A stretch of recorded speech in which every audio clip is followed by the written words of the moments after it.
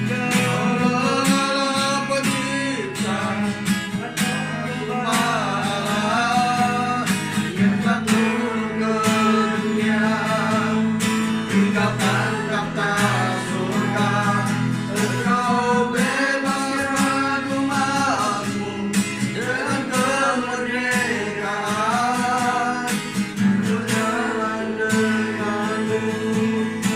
saat, setiap hari.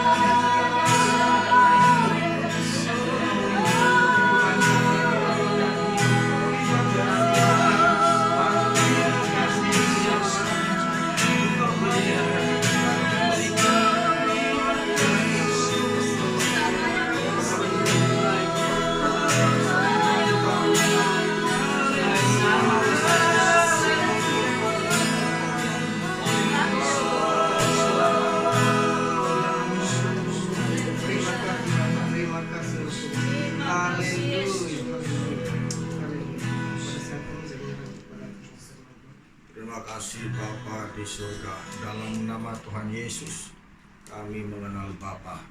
Pagi hari ini sekali lagi kami mau mendengar kebenaran firman. Buka telinga rohani kami untuk mendengar dan mata hati rohani kami untuk melihat dan mengerti, supaya kami semakin dekat kepada Tuhan dan semakin punya keyakinan serta iman yang teguh di hadapan Tuhan, bahwa Tuhanlah satu-satunya penolong, memelihara, memberikan kepada kami perlindungan terhadap segala jenis virus apapun di dalam dunia ini. Karena semuanya sudah takluk kepada nama Yesus yang maha kuasa dan lagi berkuasa dan dahsyat.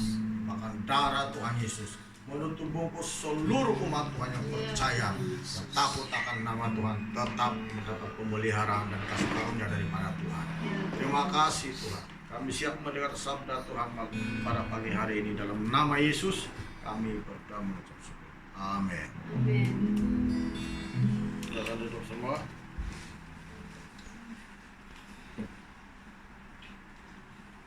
Saya ucapkan shalom semua. Shalom. Selamat pagi. Pagi hari ini kita akan belajar firman Tuhan dalam Yohanes.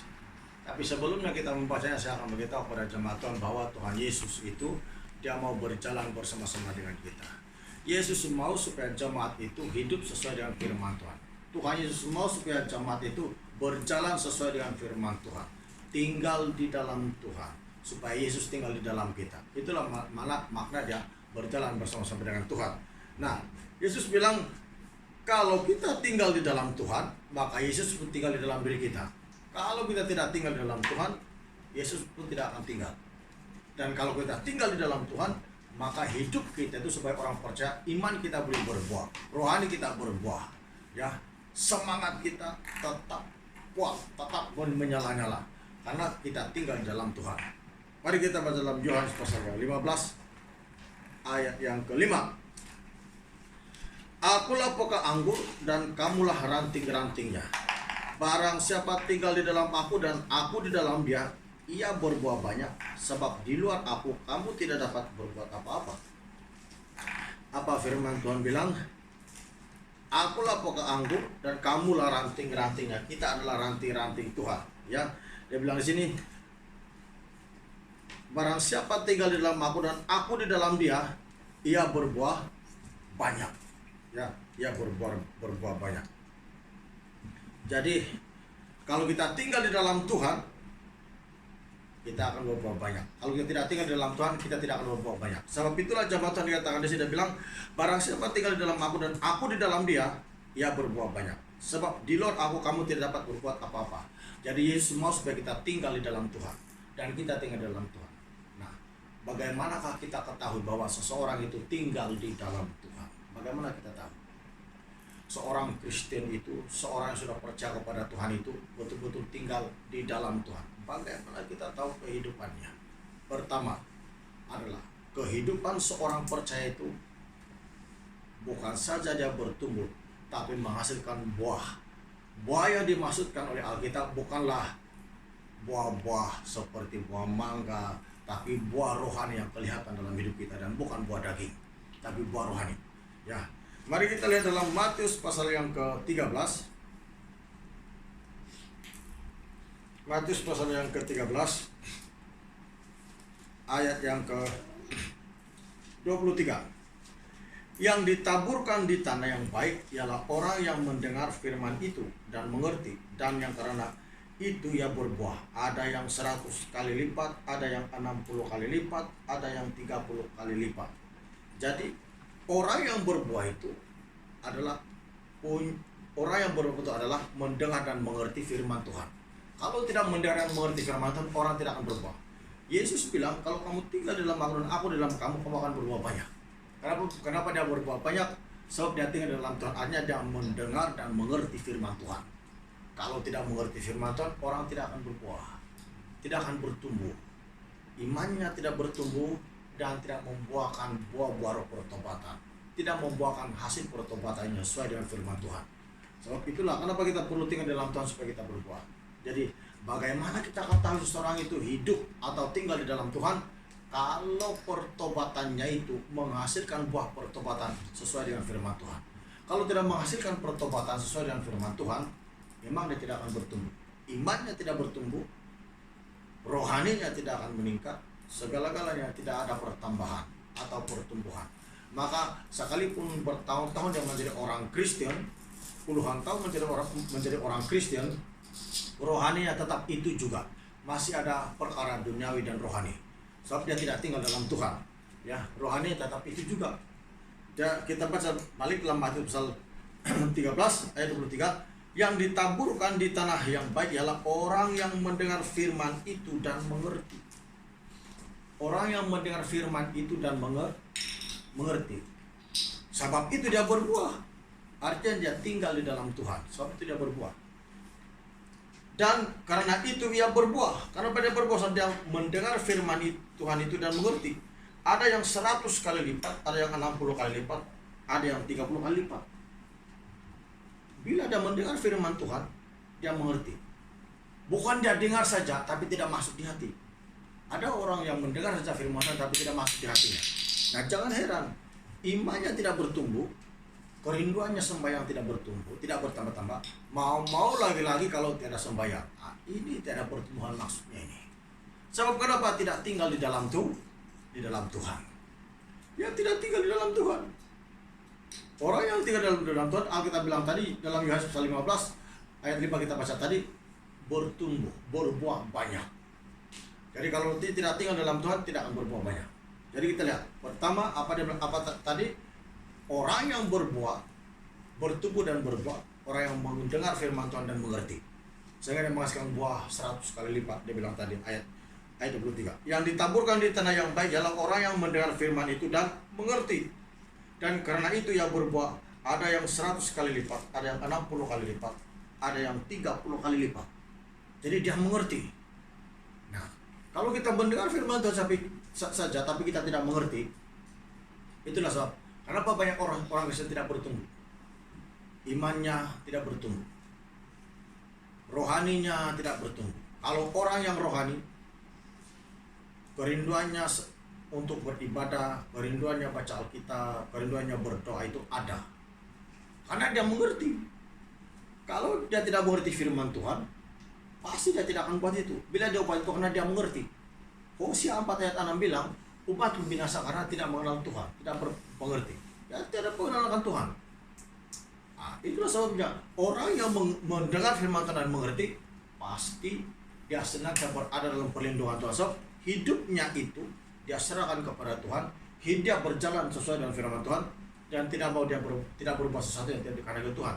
Sebab di luar kebenaran firman Tuhan, Alkitab bilang tadi, kamu tidak dapat berbuat apa. Makanya harus berjalan sesuai dengan firman Tuhan. Coba kita lihat Hosea pasal 4 sebelum saya teruskan. Hosea pasal 4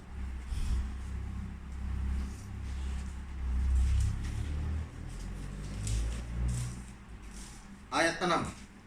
Umatku binasa karena tidak mengenal Allah. Karena engkaulah yang menolak pengenalan itu, maka aku menolak engkau menjadi imamku. Dan karena engkau melupakan pengajaran Allahmu, maka aku juga akan melupakan anak-anakmu. Itu bahaya dia. Kalau kita tidak mengerti firman Tuhan, tidak mengenal Tuhan, Tuhan juga menolak kita. Bukan kita saja, tapi anak-anak kita ditolak. Karena kita menolak pengajaran firman Tuhan. Jadi, kalau kita dinasihati dengan firman Tuhan, diajar dengan firman Tuhan, ditegur dengan firman Tuhan, kita harus menerimanya. Kalau kita mau diingat, kalau kita mau diterima oleh Tuhan. Sebab itulah Tuhan Yesus bilang, aku di dalam kamu dan kamu di dalam aku. Supaya jemaat Tuhan kita bertumbuh dan berbuah, menghasilkan buah-buah yang banyak. Nah, dari sana kita tahu bahwa orang percaya itu tinggal dalam Tuhan kalau imannya itu bertumbuh dan berbuah. Kalau rohaninya itu bertumbuh dan berbuah. Kelihatan buah-buah roh, pertobatannya, hidupnya mulai mencari Tuhan, hidupnya mulai mengabdikan diri kepada Tuhan, hidupnya mulai berjalan sesuai dengan firman Tuhan. Itu namanya tinggal di dalam Tuhan, berjalan sesuai dengan firman Tuhan. Ya, yang kedua, poin yang kedua. Bagaimana kita tahu bahwa seseorang itu tinggal di dalam Tuhan? Karena Roh Kudus yang dikaruniakan dalam dirinya. Bagaimanapun orang Kristen berkata, saya tinggal dalam Tuhan, saya percaya kepada Tuhan. Kalau Roh Kudus tidak ada dalam dirinya, itu belum lagi. Tapi kalau Roh Kudus sudah dalam hati seorang, pasti orang itu taat kepada firman Tuhan. Karena Roh Kudus mengajak orang taat kepada firman Tuhan. Kalau Roh Kudus sudah tinggal dalam hati seorang, pasti orang itu, orangnya, hidupnya berjalan sesuai dengan firman Tuhan. Mari kita lihat dalam 1 Yohanes.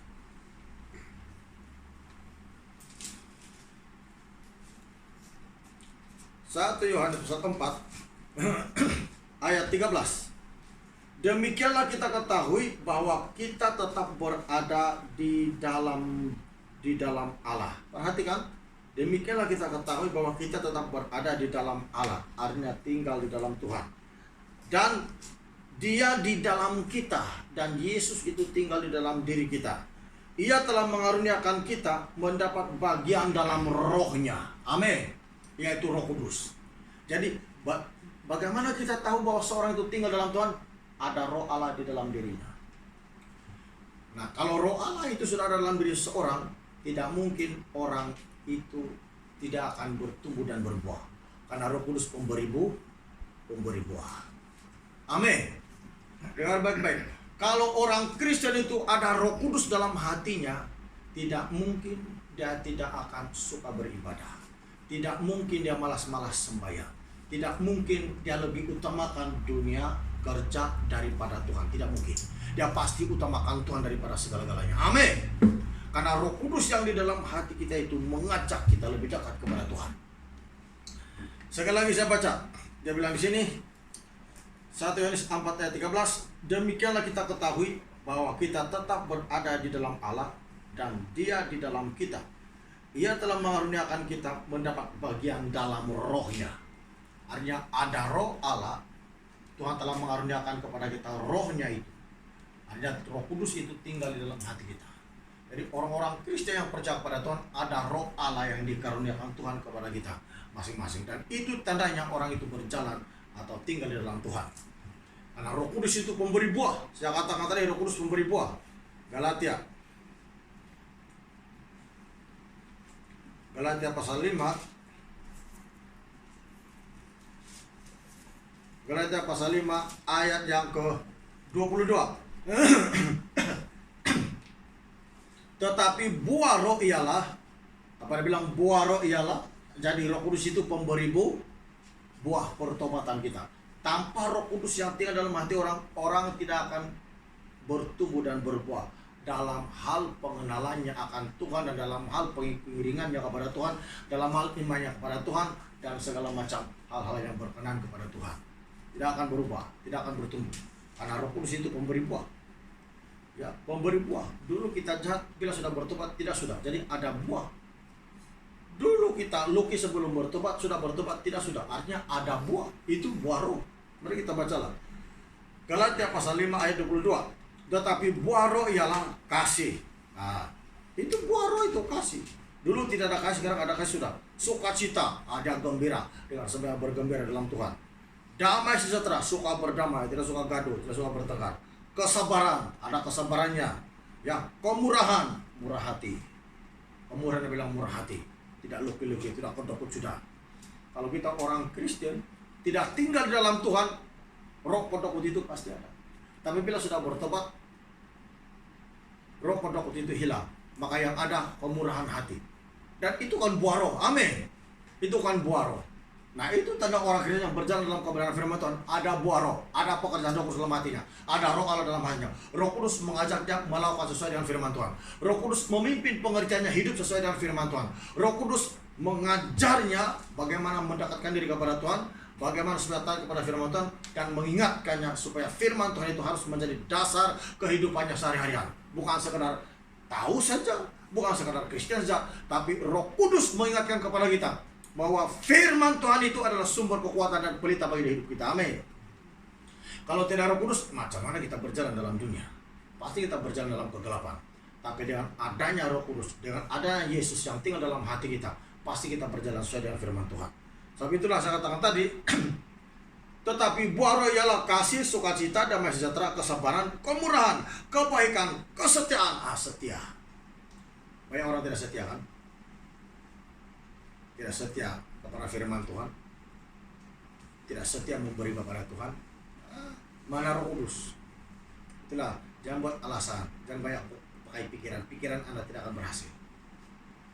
Alkitab sudah ajar kita, Yeremia 17 ayat 5 dan 6. Dia bilang kalau kita mengandalkan pikiran kita, terkutuklah orang itu. Macam mana ada buah kalau dia sedang dikutuk oleh Tuhan? Macam mana ada roh Allah dalam hati kalau sedang dikutuk oleh Tuhan? Tapi ayat 78 bilang, Yeremia 17 ayat 78 bilang, diberkatilah orang yang mengandalkan Tuhan.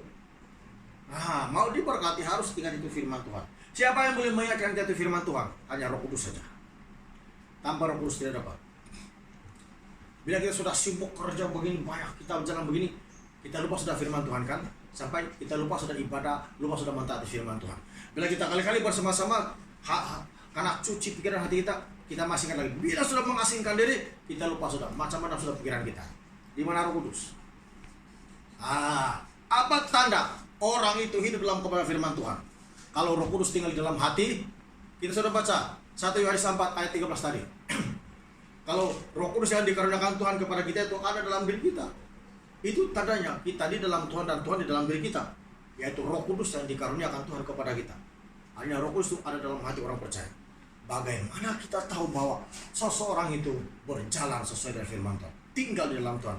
Kalau kelihatan buah-buah pertobatannya yang dikerjakan Roh Kudus dalam hidupnya. Tanpa Roh Kudus orang tidak akan berubah. Tatap kedokut punya, tatap puluki punya. Ya, kau sikit tolong apa semua itu diingat-ingat itu. Inikah ada roh Allah? Inikah orang yang percaya kepada Tuhan? Hidup seperti ini masih lagi mendapat serangan penyakit, tahu? Saya kasih tahu. Masih lagi ada gangguan roh jahat.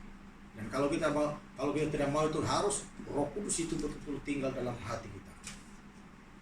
Kasih karunia itu besar kepada kita semua. Nah, karena kalau orang tidak serangan penyakit, tapi kelakuannya itu menunjukkan tiada roh Allah, tidak berubah, pertobatannya tidak berubah. Sebab kenapa? Kelakuannya itu, sikapnya itu masih lagi luki-luki, tidak setia. Itu kelakuannya. Saya bacakan tadi belum habis lagi. Ayat yang 23. Kelemah lembutan. Tidak suka lawan-lawan kalau dinasihati dengan firman Tuhan. Ikut saja. Penguasaan diri, tidak ada hukum yang menentang hal-hal itu. Nah, itulah dia saya bilang Roh Kudus itu tumbuh berbuah. Jadi bila orang berjalan sesuai dengan firman Tuhan, bila orang tinggal di dalam Tuhan, bermakna hidupnya itu dipimpin oleh Roh Kudus. Siapakah orang yang dipimpin oleh Roh Kudus? Yang sudah menjadi anak-anak Tuhan, karena Roh Allah ada dalam dirinya.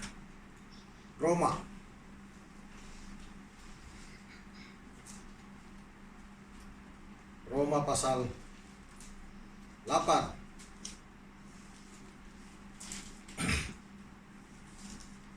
Roma pasal 8 ayat 14. Semua orang yang dipimpin Roh Allah adalah anak-anak Allah. Kita mengaku anak Allah harus yakin, harus percaya bahwa Roh Allah ada dalam hati kita. Kalau tidak ada Roh Allah, macam mana kita mau mengaku kita anak-anak Allah? Anak-anak Allah adalah orang yang dipimpin oleh Roh Allah, bukan dipimpin oleh pikirannya, tapi dipimpin oleh Roh Allah, dipimpin oleh firman Tuhan, diatur oleh firman Tuhan, diatur oleh Tuhan, hidupnya diatur oleh Tuhan. Artinya dia berjalan sesuai dengan firman Tuhan. Firman Tuhan yang dia dengar itulah yang dia ikutnya. Itulah yang menjadi garis panduan kehidupannya sehari-harian. Sehingga dia tidak melangkah keluar dari kebenaran firman Tuhan. Ini barulah anak-anak Tuhan. Ya, ini baru anak-anak Tuhan. Sebab itulah jemaat Tuhan, penting sekali orang Kristen itu tinggal atau berjalan sesuai dengan firman Tuhan. Ya, sebab Alkitab bilang dalam Roma 8 ayat 9, tetapi kamu tidak hidup dalam daging, melainkan dalam roh. Jika memang Roh Allah diam di dalam kamu, kalau memang Roh Allah itu betul-betul ada dalam hati kita atau tinggal dalam hati kita. Tetapi jika orang tidak memiliki Roh Kristus, ia bukan milik Kristus. Ya, tapi kalau kita tidak ada kalau kita tidak ada Roh Allah dalam hati kita, tidak ada Roh Yesus dalam hati kita, Alkitab bilang kita bukan milik Yesus. Ya, dalam terjemahan bahasa Malaysia itu lagi jelas. Artinya kita bukan milik Yesus kalau tidak Roh Allah dalam hati. Jadi bila ada Roh Allah yang dikaruniakan Tuhan itu tanda bahwa kita ini milik Yesus. Bila kita milik Yesus, tidak mungkin kita tidak berbuah. Amin. Tidak mungkin tiada perubahan dalam hidup kita hari-hari. Tidak mungkin. Tidak mungkin kerinduan kita itu tidak bertambah. Kasih kita kepada Tuhan tidak bertambah. Pikiran hati kita tidak mungkin tidak ingat Tuhan Yesus. Tidak mungkin kita tidak taat kepada Tuhan. Sebab Alkitab bilang tadi, buah roh adalah kesetiaan. Setia, taat, setia kepada Tuhan, setia kepada istri, setia kepada suami, setia kepada Tuhan, setia kepada tugas yang dipercayakan kepadanya. Apa tugas seorang suami kepada istrinya? Kalau ada roh Allah dalam hati kita, kita akan melakukan dengan setia. Dan roh Allah itu memberi buah. Kita bilang, apa tugas kita? Nah, apa tanggung kita sebagai kepala keluarga? Nah, ini perlu kita ketahui nih, supaya jangan suami-suami tidak tahu. Nah, tanggung jawab seorang suami itu pertama-tama menjaga istrinya. Makan minum istrinya itu dia jaga. Bukan kita hanya kerja saja, sibuk atur kerja. Itu kehidupan orang yang belum mengenal Tuhan tahu. Kalau kita sudah mengenal Tuhan, ada roh Allah dalam hati, kita tahu tanggung jawab kita secara rohani. Bahwa seorang istri memerlukan penjagaan kepada suami, bukan saja dari soal kerja dan keuangan, tapi dari hal rohani. Amin.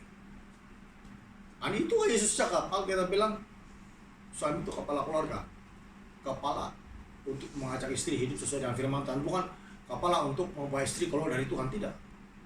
Dan banyak lagi. Itulah selalu saya cakap, kita harus tahu tanggung jawab kita sebagai seorang suami.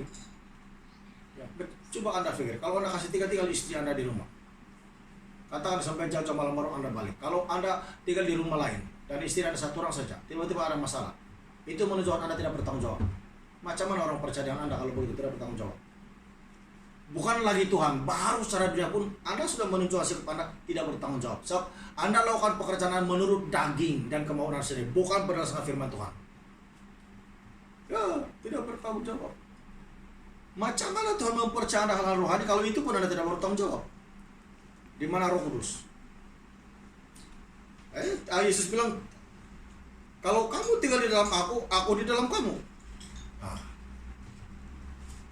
kita berjalan sekarang cabaran. Dunia bergelora sekarang. Bergelora dengan coronavirus. Banyak orang takut dengan coronavirus. Tapi orang yang berjalan dalam Tuhan tidak akan takut.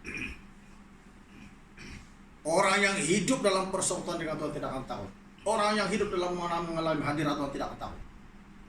Karena imunisasinya semakin kuat, yaitu imunisasi ilahi. Amin.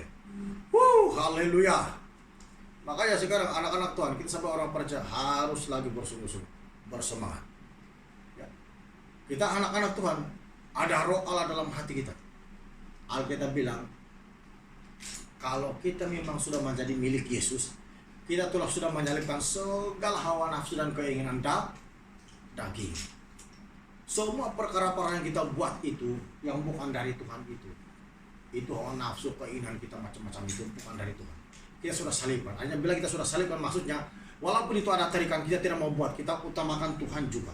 Tanggung jawab kita juga dalam gereja, dalam keluarga, kita utamakan juga. Amin. Amin. Karena kita utamakan Tuhan.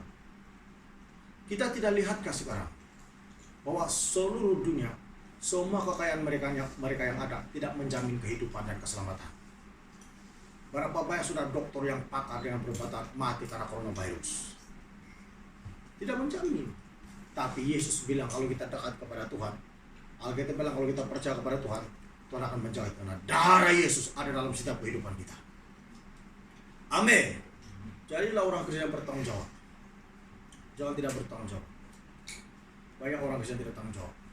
Dari tanggung jawabnya saja orang tahu sudah bahwa kita tidak sungguh-sungguh mencari Tuhan. Tahu kok kamu? Jadi mungkin juga ada maksud Tuhan semua ini supaya kita belajar bertanggung jawab di hadapan Tuhan. Kadang-kadang kita sebagai orang Kristen, kita lebih suka lagi kalau kita tidak muncul-muncul di rumah. Nah, roh kita semakin mengasing dengan roh dunia daripada roh Tuhan, semakin mengasing.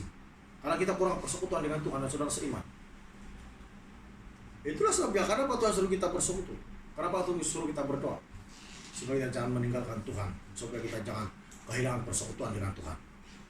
Jadi ingat, Tuhan Yesus mengasihi kita. Tuhan Yesus memberkati kita. Tuhan Yesus mau menjauhkan segala sakit penyakit. Tuhan Yesus memberkati keluarga kita. Tapi apakah kita hidup sesuai dengan firman Tuhan atau tinggal dalam Tuhan? Apakah roh Allah ada dalam hati kita? Kita lupa. bahwa selama ini kita banyak guna pikiran kita untuk mengendalikan keadaan hidup kita, situasi hidup kita. Kita tidak beriman kepada firman Tuhan. Kalau kita beriman kepada Tuhan, pasti Tuhan mau keadaan kita. Jangan kita hidup seperti orang yang tidak mengenal Tuhan. Kita bilang, berubahlah oleh pembaharuan akal budimu. Harus berubah. Sampai itulah jadilah orang-orang percaya. Mari kita berdiri.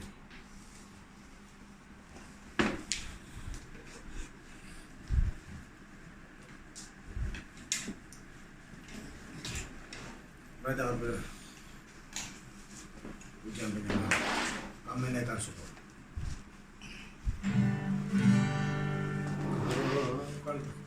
Sini. Kami naikkan syukur padamu.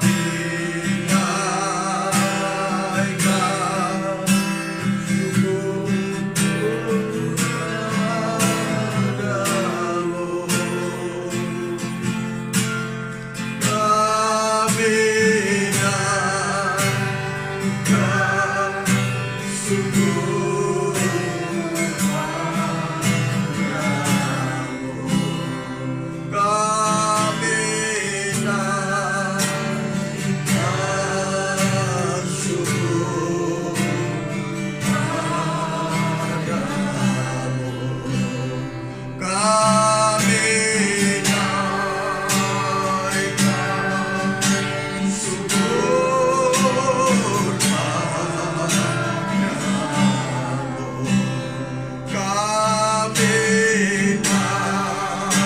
naikkan syukur padamu. Kami Tuhan datang kepadamu Tuhan, karena hidup kami Tuhan senantiasa mengalami jamahan daripada kasih-Mu Tuhan Yesus. Biar tangan kanan-Mu Tuhan memimpin umat-Mu Tuhan. Biar tangan kanan-Mu Tuhan menuntun kami ke jalan yang benar, kepada kehidupan yang penuh harapan dan hari depan yang telah dipersiapkan Tuhan bagi kami semua. Biarlah kami mengalaminya di dalam kasih Tuhan kami Yesus Kristus. berkati kami semua. Hati kami. Hamba-Mu juga berdoa Bapa, semua penonton yang ada, supaya Kau memberkati mereka, menjauh mereka yang sakit, Tuhan sembuhkan dalam nama Yesus. Kuasa Roh Kudus mengalir, menyembuhkan mereka yang sakit dalam nama Yesus. Bebas dari segala gangguan sakit penyakit, apapun jenis virus, hancur dalam nama Yesus Kristus. Terima kasih Tuhan. Dalam nama Yesus kami berdoa. Amin.